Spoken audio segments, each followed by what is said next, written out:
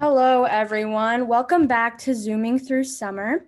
Today we have a call with a dermatology physician assistant, Nicole Finn. And we ask you that to leave any questions that you guys have in the chat. Please don't unmute yourselves and ask because it's just too much clutter. Please ask in the chat and please try to keep the questions relevant to the conversation because sometimes we do have people commenting things that aren't relevant to what's going on, and that can be a little bit distracting. So let's get started. Nicole, so can you introduce yourself real quick? Yeah, hi guys, I'm Nicole. I'm a dermatology PA in New York City. I've been a dermatology PA for about 2 years now. Right when I graduated PA school, I went right into my first job, which is still the same job that I have now. I'm super excited to be doing this video. If I don't know if you guys have seen me on TikTok, Instagram, whatever, but I get a lot of DMs asking people to shadow me or talk about various topics. So that's why I did this, and I'm super excited, and I hope you guys enjoy this. All right. Can you start off by telling us a little bit about your undergrad journey and how it led you to become a PA? Definitely. So I've talked about this in my YouTube videos, if anyone's watched them before, but I did a 5-year program. So it was a 5-year fast track accelerated program, meaning that I did 3 years of undergrad and 2 years of grad / PA school, all at the same school. So it was King's College in Wilkes-Barre, Pennsylvania, if anyone wants to look up or is interested in that school. So what that means is I applied actually to PA school when I was in high school. So when I was a senior applying to colleges, I also was applying to any programs that had this accelerated PA school track. So a lot of them do a 4 and 2 program. So 4 years of undergrad, 2 years of grad, and then you can find some that do a 5-year program.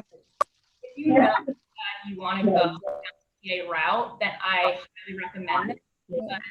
Guys, it's not letting me mute you. So can you please mute yourselves? I don't know why my it won't let me mute, but please mute yourselves so it's not distracting. I'm sorry to interrupt. Could you? Okay. So yeah, I highly recommend that if you know that you want to, if you're in high school and you know you want to go the PA route, definitely look into schools that do that. But it's obviously perfectly okay if you don't know that and you're an undergrad and then you decide you want to go to PA school. It's exactly the same thing. You'll apply to PA school. It might just be an extra year, but there's no issue. There's no problems with that. Mm-hmm. So talking more about your undergrad journey, could you talk to us about any extracurriculars you got involved with in college and what the most important steps that a student should take while they're in undergrad are? Definitely. So for extracurriculars, so like I said, I applied to PA school when I was in high school. And so as long as I met all the requirements in undergrad, which I'll talk about a little bit later, I was going to automatically get into their PA program. So extracurriculars in undergrad didn't apply as much for me for getting into PA school, but it did for when I was applying to my first job because all of those were on my resume. So freshman year, I ran for student government. So I ran for secretary of my class. So I was secretary for all of undergrad. I also did cheerleading for about 1.5 years, and I joined the pre-PA club. So when you look at all 3 of those extracurricular activities, you see that they're pretty well-rounded. So you want to choose an extracurricular activity from kind of every sort of standpoint. So when you look at student government, you see that shows leadership. We also did a lot of volunteer work and work with different charities. So I was doing a lot of volunteer work. Mm-hmm. Cheerleading, it shows teamwork, and then I was involved in a sport. But you obviously, if you don't do any sort of sports or anything like that, I would just pick something that's a hobby that you enjoy. So it shows that you have interests outside of whatever your major is. And then choose something related to the medical field so that it shows you're interested in the medical field and interested in becoming a PA, like maybe a pre-PA club if they have something like that. So if you're in undergrad and you're going to be applying to PA school, then choosing a few extracurricular activities something like this or similar is going to be really important on your resume. So it shows that you're a well-rounded student and you're doing stuff outside of taking all your classes. Mm-hmm. So basically, you don't need to be doing something that's particularly working with medicine to show that you have skills needed for medicine. Like you said with cheerleading, showing teamwork and stuff like that. So it's okay to pursue other extracurriculars outside of medicine, right? Yeah, definitely. It's okay because you're going to end up being involved in medicine related things when you're doing, because you have to get, I'll talk about this a little later, but you have to get a certain amount of patient care hour experience. So that's going to show, your medical side. So when you're choosing extracurriculars, try to choose something a little bit different. Mm-hmm. Right. So, were there any jobs that you did in a clinical setting during undergrad as a pre-PA? And if you didn't, are there any specific jobs that you would recommend for a future PA to get involved with for experience? Yeah, definitely. So I started pretty early. So the summer before freshman year of college, so between senior year graduating high school and freshman year of college, I took an EMT course. So it took all summer.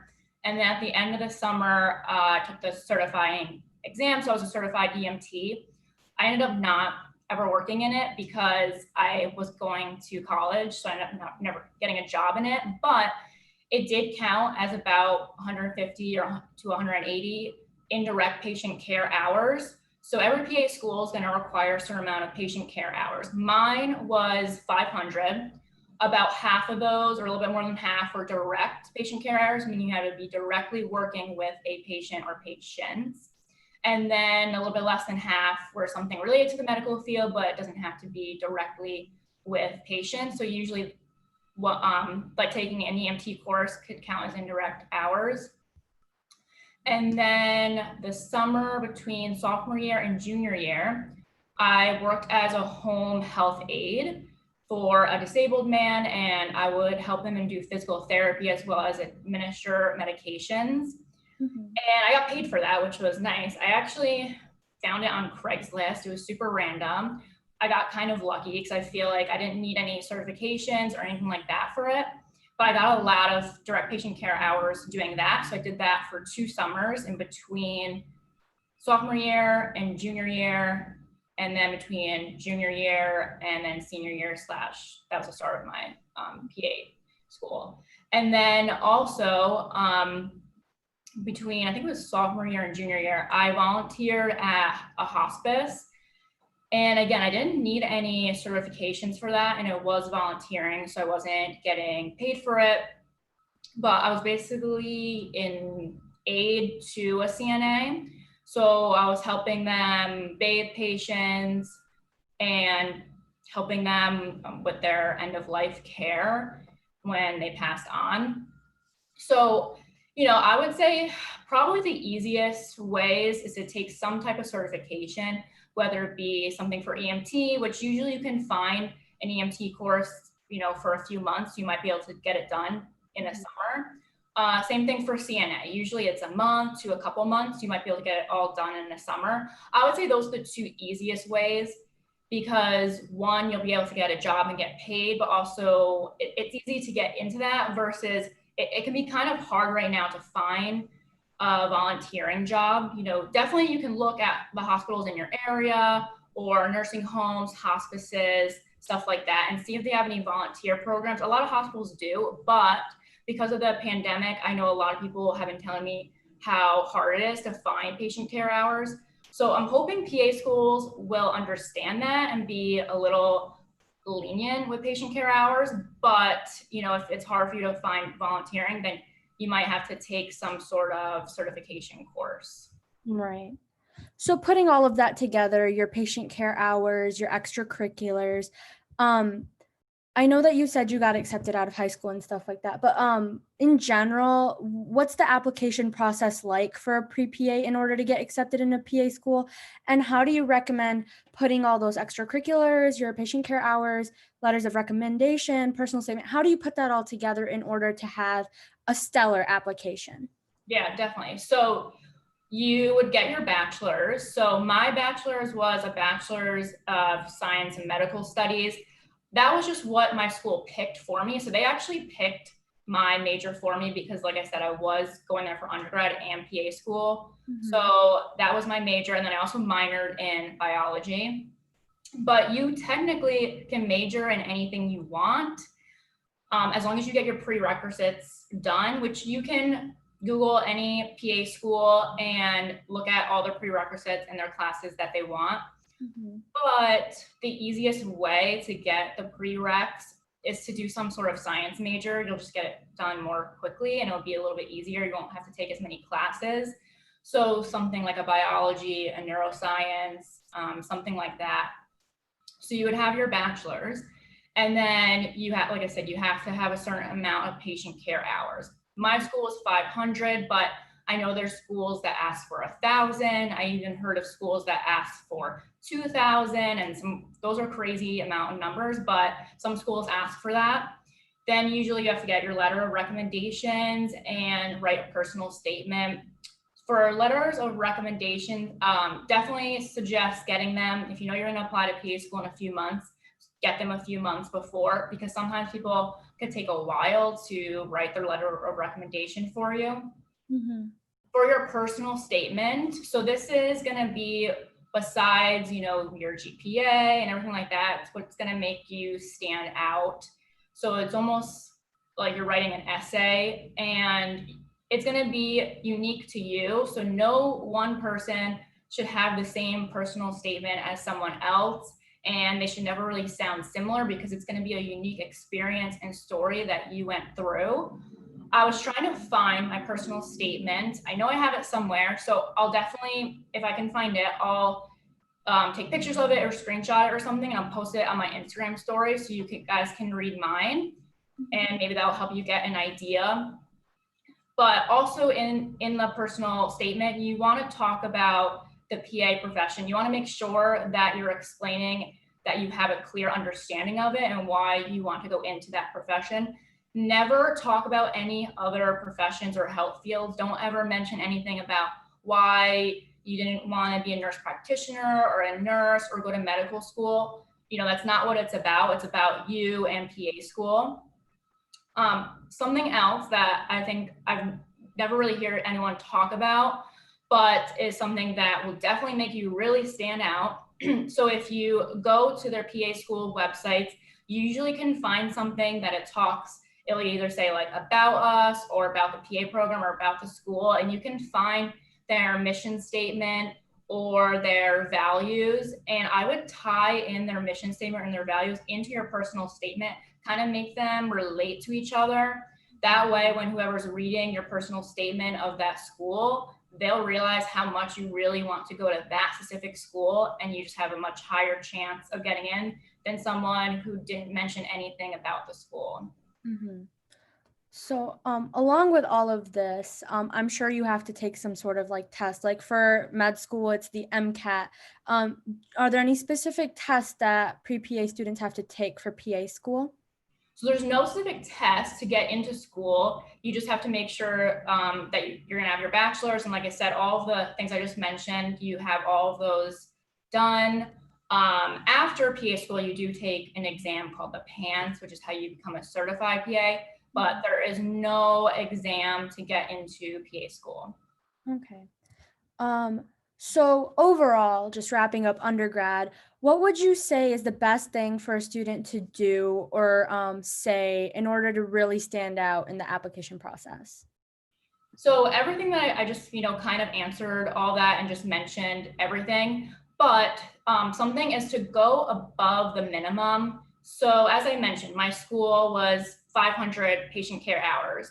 If you're applying to PA school and you see that the average is about 500 or maybe 1,000, then try to double that. Try to do 200 patient care hours if you can. If you see that there are GPA requirements, some schools have no GPA requirements. Some schools I've seen had a 3.0, some of them higher, like 3.5. If you see that, try to shoot for even higher than that. Maybe shoot for a 3.7 GPA. And basically just don't try to, just be at the minimum. Try to shoot for above it, and that's what's going to make you stand out than everyone else who just shoots for that minimum amount of hours or that minimum GPA. I'm seeing a lot of questions about the GRE, and people are saying most schools require the GRE or a PA CAT. Do you know anything about that? Or Yeah, I don't know anything about that. If it's I see a comment saying that it's something newer. I don't think every school requires that. Like I said, basically I got my high school degree, then a bachelor's, and that's how I was able to get into BA school. So that might be a newer thing that's coming up, but I didn't have to do anything like that. Okay. And that's understandable because, you've been working now, so you've been out of that for a while now. So that might be something newer. So moving on to just a little bit about grad school before we move on to current life and work experience. What was the shift from undergrad to grad school? Like, how was it the learning curve, essentially? Yeah, so PA school it's difficult. It's definitely a shock when you go through it. Undergrad is it's hard, especially when you're taking your science classes, but PA school, it's, a little bit over a year of didactic classes. So a little bit over a year that you're in classes. Some schools are a little bit different. They might be 24 months. Some of them are 27 months, but for me, it was about a year in the classes. And if you watch my YouTube videos, you see I've gone through every year of undergrad and then also when I was in PA school. So I definitely would suggest checking those out because I talk about each year specifically. But, I think a lot of people get really scared and anxious. But for me, I always thought about, well, look at all the people that did it before me. So obviously it's doable and anyone can do it. You have to go into it with really good time management and study skills, which you should be building on when you're in undergrad. And it's okay to ask for help if you're struggling in a class. You want to make sure that you ask early in PA school rather than later, because there are certain requirements in PA school. Every PA school is gonna be different, but you have to maintain a certain class average, which can definitely be pretty difficult to do. So you want to make sure that you're not falling behind, because once you do, it's kind of hard to get back up. So going off of that a little bit, why PA school? How did you know being a PA was for you over MD, DO, NP, anything like that? Why PA? Yeah. So again, I've done like a YouTube video on this. People have seen me on TikTok, I've done TikTok videos on this, but basically at the time when I was applying to PA school, I didn't even know what a nurse practitioner was. So that was kind of out the door. I had no idea about it. And as far as med school goes, for me personally, these are my experiences. Everyone has different experiences. And if you want to go to med school, I 100% think you do. Everyone has a different personality. For me, even though I did really well in school, I also didn't want to go to school for super long. For me, I wanted a better work-life balance. I became a certified PA, I was 23. I didn't really want to be going for much more schooling that young of an age. I wanted to kind of be able to enjoy it, which, if you go to med school, that's perfectly fine too. But that was just me and what I wanted to do. I didn't want to have a lot of debt. Usually getting into that, usually PA schools are anywhere around maybe like 60,000 to 100,000. I was looking at the other day at how much mine cost, and I think it was around 80 something thousand. So not that bad compared to medical school. There are obviously also ways that you can get student loan forgiveness if you're a PA or if you go to medical school, but that's a whole different topic. The main thing for me is that PAs can change specialties. So once you're a certified PA, you can go into any specialty you want to go into. When you're an MD, once you pick that specialty and you go through residency, you kind of can't really change that. And even though I kind of knew I always wanted to do dermatology, I was never dead set on it. I didn't know what if I didn't like dermatology, or what if in a year I wanted to switch and do something else. And for me, I feel like I have a personality where I like to try new things. And so I feel like that's what was going to be best for me. So moving into the current life and work experience. Can you tell me a little bit about your job as a PA and what a typical day of work looks like? Yeah, definitely. So I work for a private practice dermatology company. And even though it's private practice, it's actually really big. If anyone is in the New York City, New York, New Jersey area, and you've ever heard of them, it's called Schweiger Dermatology Group. And we have about 63 offices, maybe even a little bit more right now.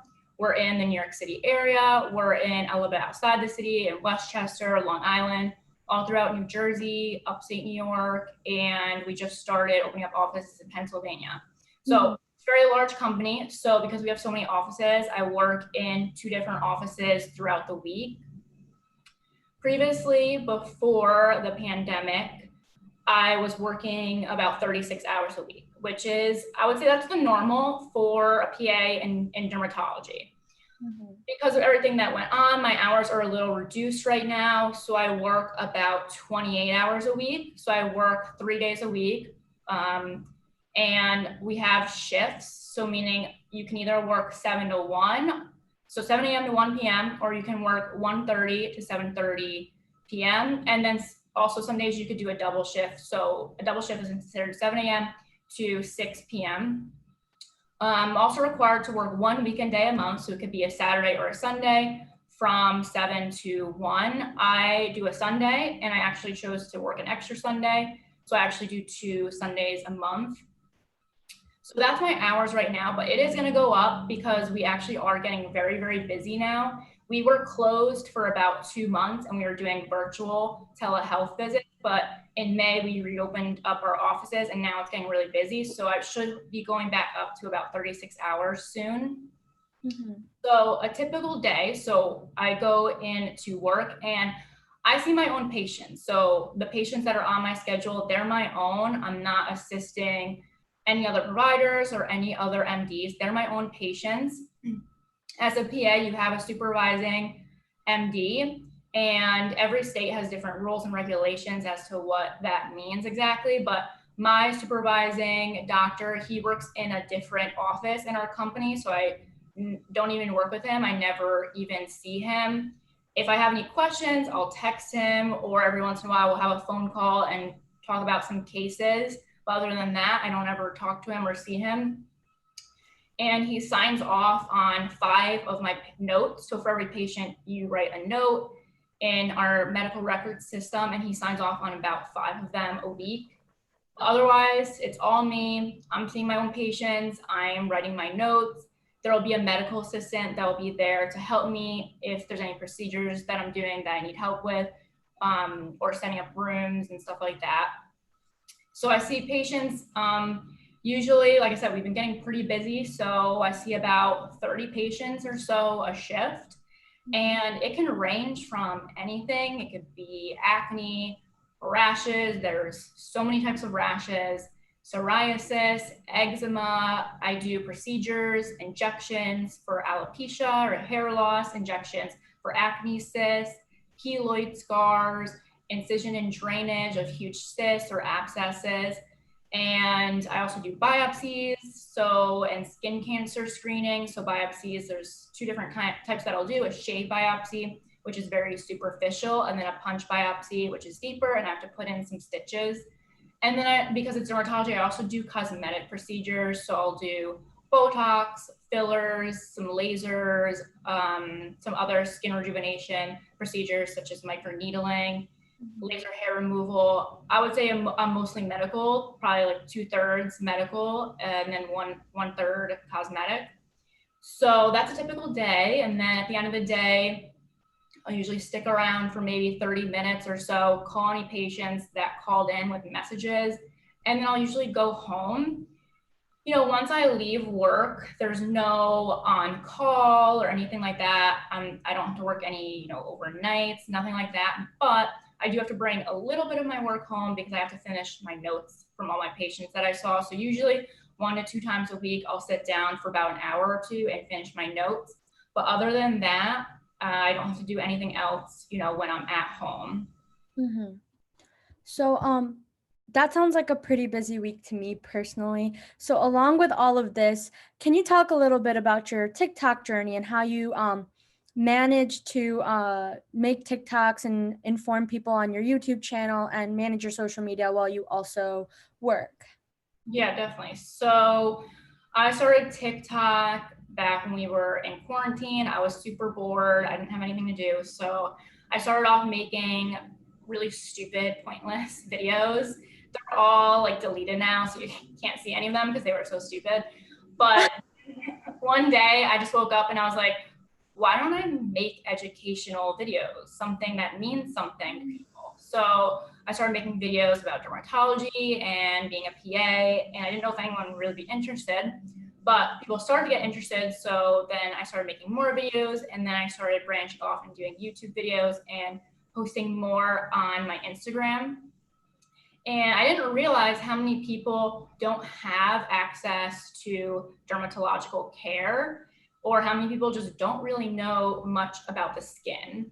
There's people who never worn sunscreen in their life and didn't know that they had to because they never had a burn or never got sunburn. And I was shocked by that because for me, it's like I work in this every day. So I don't know why I assumed that everyone knew everything about dermatology and skincare. So just be able to educate people who don't know about these things or don't have access, but in a fun, 15-second video, I think it's much more beneficial. And I like it better than posting on Instagram. So for managing time, TikTok's pretty easy because like I said, it's a 15-second video. It's pretty easy to do. I can make a TikTok video in a minute. It's really not bad. YouTube's a little bit more effort. The YouTube videos are a little bit longer, and then I go in and edit them. I don't do any like special editing or anything like that, so it doesn't take me too long. So at first I wasn't really doing that many YouTube videos, but I'm trying to get more into it and maybe try to post at least once or twice a week. So typically I'll pick about 2 days out of the week, usually the days that I'm off. So I'm off on Tuesdays and Fridays. So I'll usually use those days to pre-film videos. I'll do maybe 1 or 2 YouTube videos for the week. And then I'll do my TikTok videos. I'll do, pre-film them for a few days. And then on Fridays, I'll pre-film them, for a weekend. There's days where I don't ever post anything, and that's okay. As long as you guys keep enjoying these videos, I'll definitely keep posting them. Guys, go follow her TikTok. It's Nicole Finn Derm. I'll also be at the end. We'll also pull up a slide page with all her social media information on it. But I definitely do recommend you go follow that. Great content. Outside of that, so just wrapping everything up before we move on to the Q&A. If you were a freshman, and obviously you did this in high school, like you got out of it in high school, but if you were just a freshman in high school or a freshman in undergrad, would you pick this journey again? Definitely. So I would pick this journey again. But with that being said, there were definitely times where I had some doubts or second guess myself. You can, again, look at my YouTube videos. I talk about this, especially my YouTube video that was about my freshman year of undergrad and then a little bit my sophomore year of undergrad.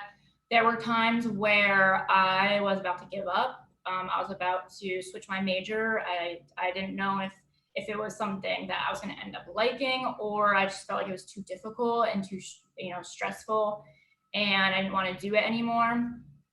I struggled in chemistry a little bit. I would say that was definitely my weaker class. So I ended up getting a tutor in chemistry, but I think chemistry was the big one that made me want to change my major because I felt like I couldn't do it. So there were definitely periods of doubt. But now that I've been a PA for 2 years and I've experienced what a PA does, now I know that, if I chose this all over again, I would do the same journey. That's amazing. That's incredible. Like that you found your spot and that you're comfortable in it. And so we will be answering some questions now. One big one that I saw when I was going through this, people were asking, do you think a gap year is beneficial? And if so, what should students do during a gap year? Yeah, so a gap year can be beneficial. If you didn't get all your patient care hours, then you can take that whole gap year and get all your patient care hours. So it's beneficial if you still need to get all your requirements in for PA school. If you already have them all in undergrad, then I don't really see the need to do a gap year unless you want that gap year to just have some free time, travel, or do whatever you want to do before going to PA school. But otherwise, I don't know. For me personally, I'd rather just go straight through, get it done, and then start working. Maybe that's just me. But if you have everything done, I personally wouldn't take a gap year. Mhm. But like if someone's like needs more patient care hours and stuff like that, a gap year might be helpful in that Right. aspect. Yeah. If you need still all the patient care hours, then you're going to have to take that gap year to get all of them. Right, and that makes sense. So another question I saw, how do you deal with the needles and the cysts and all that stuff? Because it can be kind of, for lack of better terms, gross. It can be gross. Aren't you ever bothered by it? How did you overcome that? Yeah, so there were a few times in PA school when I was doing my rotations where I almost passed out. I don't know why, just seeing something, blood or something just triggered me, and I almost passed out a couple times. But other than that, I'm pretty good with everything. I've never experienced that when I started working in dermatology. Yes, in dermatology, there are things that can be gross, like abscesses and cysts, and they can smell pretty bad. Mhm. But you get used to it. And even if you're someone who doesn't like needles, doesn't like blood, I think you can definitely get over it. I wouldn't let that stop you from applying to anything in the medical field. I remember in PA school, we would practice IVs on each other, and a lot of us were fine doing an IV on someone. But then when we had to get the IV, we freaked out. But yeah, I think it'll all end up being okay. Okay. This one's kind of a personal question, so if you don't want to answer it, that's fine. I saw someone ask, on a PA salary, are you able to live comfortably and money-wise? Are you able to afford everything necessary for taking care of yourself? Yeah, definitely. So I live in Manhattan. So if you know about Manhattan, rents are expensive and you don't get that much space. You're paying a lot for little. So, I can afford my rent. I pay my student loans, but I also can afford to, do fun things or do whatever I want. I manage my money wisely. I don't just freely spend it on whatever. My situation is definitely a little different. I'm not married, I don't have kids, I don't have any other responsibilities besides myself. So, if you were married and had kids, it might be a little bit different. Then obviously, you probably maybe wouldn't want to live in New York City, maybe find an area that's more affordable and where your money will go a little bit more farther. But otherwise, everyone I know that's a PA never complains about money. And I think we all live, comfortably and can afford things that we want. Okay. Um, so just to wrap up this Q&A, because we do have to get to the case study, which is a little bit more in the shadowing aspect, guys. So I'm sorry we can't answer all the questions, but just one final one. Overall, what was your biggest resource that you had in undergrad and grad school? And do you have any study tips for grad and undergrad? Yeah. So, um, like I was just saying, in chemistry, I did get a tutor. So I got a tutor for a few classes, and that really helped me out. I also had a lot of friends that were a year older than me, so that were in undergrad in the pre-PA track. So I would kind of lean on them and ask questions. But as far as studying, every class for me had a different studying method. It all depends on the class. Some of my studying methods would be making Quizlets, studying on there. Some of them would be writing stuff on a whiteboard and studying on a whiteboard. But overall, it all comes down to time management. It doesn't matter how well you study or how smart you are or anything like that, how good you are at memorizing things. At the end of the day, you need to have time management. So it's important to realize to plan out I would like to plan out my week. So if I knew I had a test on this day, a quiz on this day, so I plan out my week so that every day spending a certain amount of time on that subject and, making sure that I get all my studying done before I go and do anything else. Mm-hmm. Okay. Thank you so much for answering their questions. Like a lot of people did have a lot of good questions, and I'm sorry we couldn't answer all of them, guys, but we do have to get to the case study. So now we're gonna get that started, and I will pull up what she has prepared for us and present. All right. Okay, so this is a case study from a patient. This was about a year ago, I think this patient was, but we had a grand rounds. So I presented this case at grand rounds. So basically, so this patient came in, he was a 40-year-old male, and he presents with folliculitis times several weeks. So kind of to describe folliculitis a little bit, it was on the lower leg, and he had these red bumps. You can almost kind of think of it, they look like pimples. So he tried a couple different things, which I'll talk about in, I'm not sure if this next slide or the slide after that, but we gave him clindamycin lotion, which is an antibiotic lotion, and also triamcinolone cream, which is a steroid cream to help bring down the inflammation. Mm-hmm. So his history, he didn't have any medical conditions, he didn't take any medications, no known drug allergies, no personal or family history of skin cancer, no smoking, alcohol use. He did travel recently. That was the only thing. He did travel to another country recently. And his last FSE, which is a full skin exam, was several weeks ago.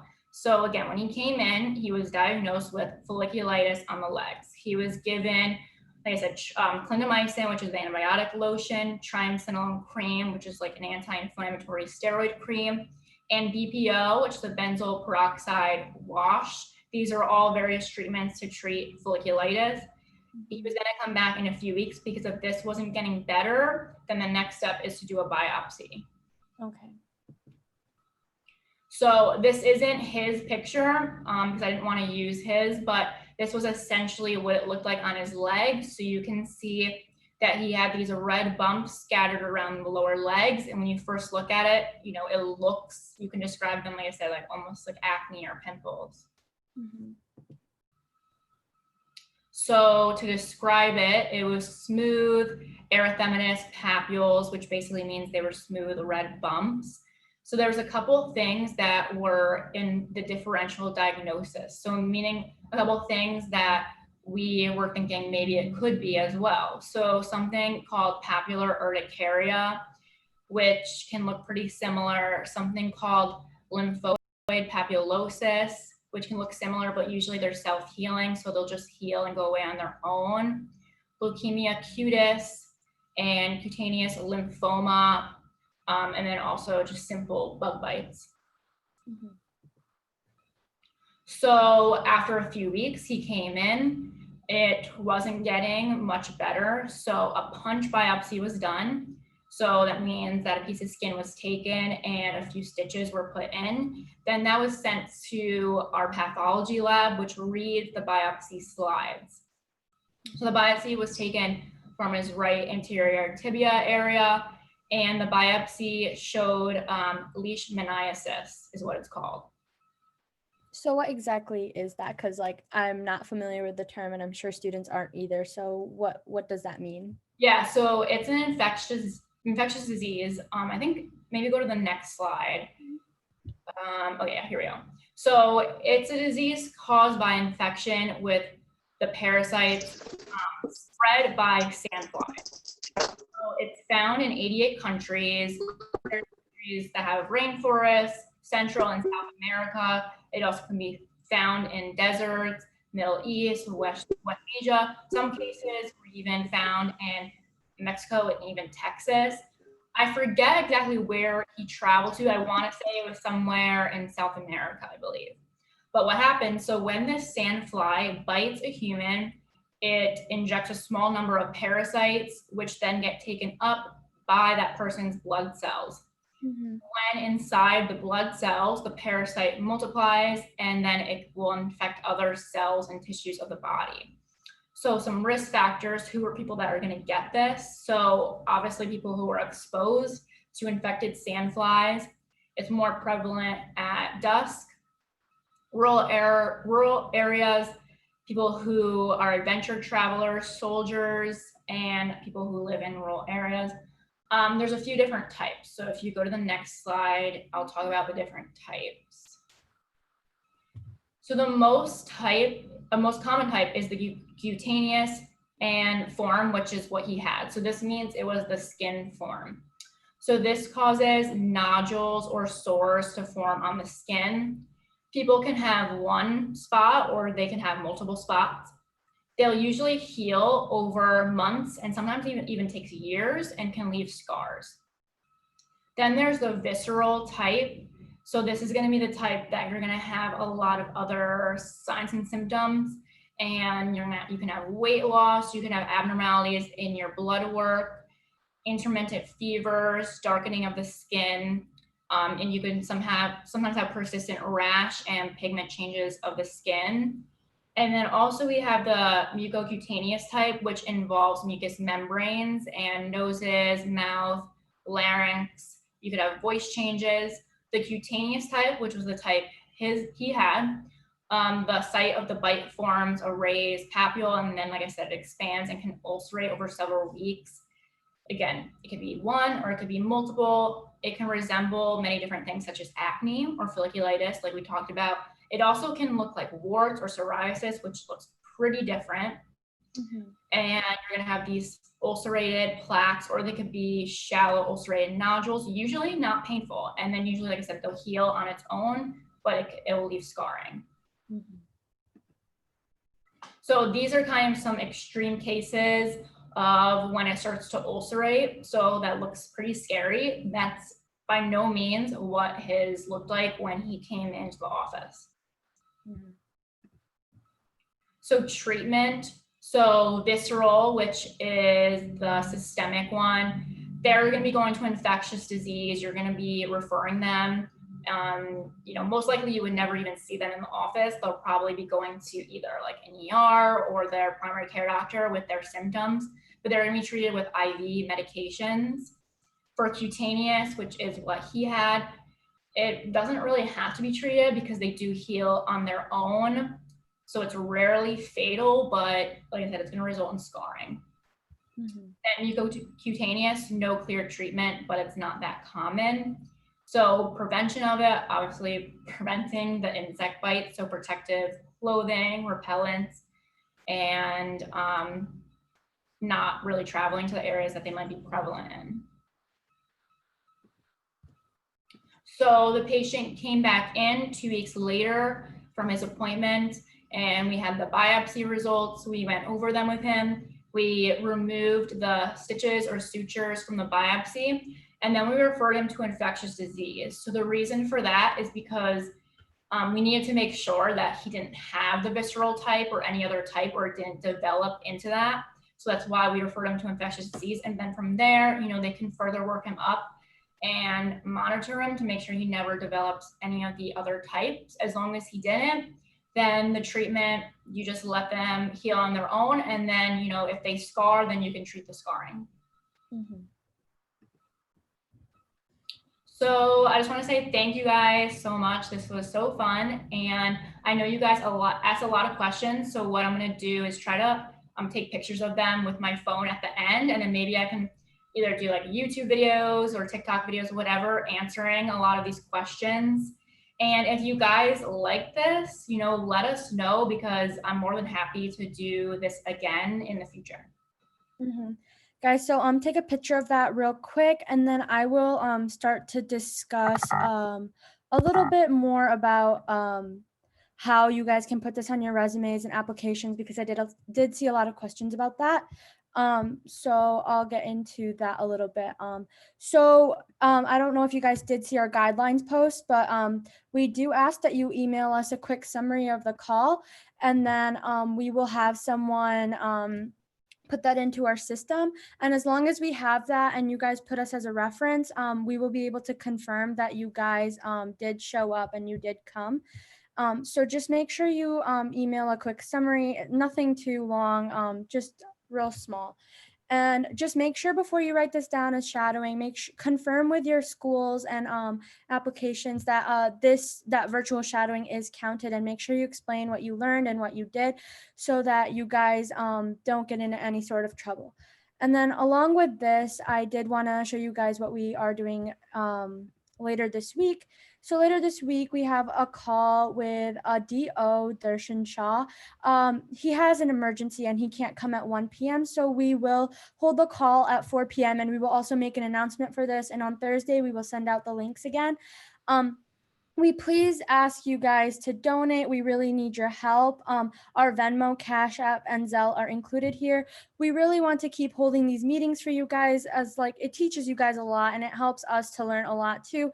So we do ask like even $1 from like each of you guys can go a long way in hosting these. I was just talking to Nicole how expensive Zoom and sending out emails is. It's like $120 a month. So if you guys can please donate, we would really appreciate that. And follow our social media if for extra resources. Like we'll keep posting updates on our Instagram, and check out our YouTube channel too if you want to watch any previous calls that we may have had. And I just want to say thank you again, Nicole. We really appreciate you taking the time out of your schedule to come speak with us. I'm sure everyone really appreciated all the insight and everything.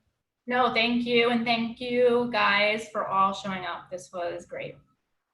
All right. See you guys on Friday. Bye. Thank you.